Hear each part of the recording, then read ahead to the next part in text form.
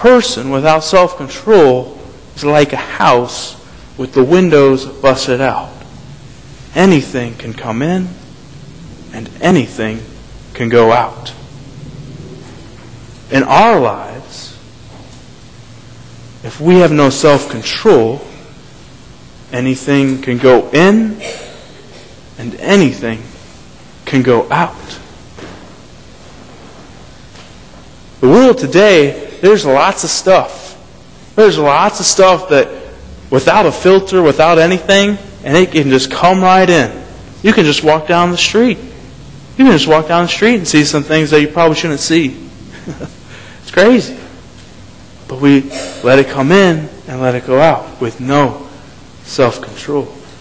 And so we see right here, right off the bat, that we need those windows, just like we need we need that self-control, just like we need windows on a house to keep elements out, to keep animals out. We need this idea of self-control in our lives so we can keep those elements of the world out. So we can resist that temptation, so we can stay away from those sins. So we're not just someone where things can go in and things can go out, and it just goes that way. We need self-control. We need to be people that are set apart. We need to be people that are not just like everything else, that just lets it go and it's fine. I am amazed. I am amazed at what people consider virtuous these days. I'm just amazed at that.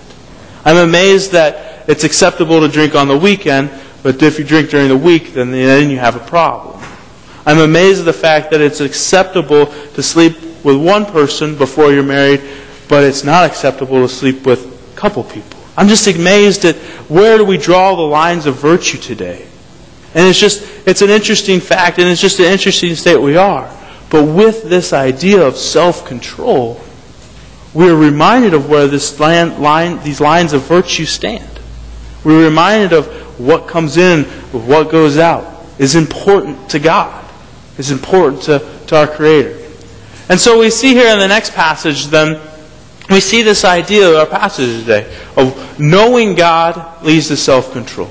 Knowing God leads to self-control. Self-control leads to patience, endurance, and patience, endurance leads to godliness. And so there's a difference here when first reading this passage. Knowing God and godliness is different. That's the first thing that I notice when I read this passage. Knowing God and godliness is different. There are many people who know God. God is Creator. God is the one who is created. But then, godliness is that person who has become a disciple for Jesus Christ. That person that in everything that they do, they desire to bring honor and glory to God. And so knowing God and knowing the attributes of God and knowing the characteristics of God, then we have self-control. And then self-control, which leads to patience and endurance, then we have godliness. We have holiness. So self-control is so vital and important in our pursuit of holiness, of our pursuit of doing more than what we could, doing more than what we think we can, but doing all of what we can for God. And so self-control, being able to say don't, being able to say no, being able to have those boundaries, being able to have those perimeters and saying, this is what I desire to do because I desire to be holy, is something that comes from self-control. So knowing God leads to self-control. Self-control and patience and endurance lead to godliness, is what our prayer is to be holy, to be like God, to be like Christ. And then we see the final passage here. Do you not know that in a race the runners all compete, but only one receives the prize? Run in such a way that you may win it. Athletes exercise self-control in all things. Do we have any runners here? Runners. Ben, we have some runners. I know, man, we got to run over here. Yes, cross-country, middle school cross-country team rocks this year, I hear. That's just the word on the street. But anyway, we have runners. And these runners, you can, if I get it right, you don't really practice. You don't really do much. You probably eat a bunch of junk food and then you go run. Is that correct? And you're laughing. I don't know why you're laughing. I don't have any idea. Running is foreign to me. I ran in 6th grade and I gave it up. So you don't do that? You just don't, on the spur of the moment, decide to run? You don't do that? How many miles is a marathon? Anybody know? I don't know. I have no idea. 26 miles. I don't know why you would want to run that, but I guess people do.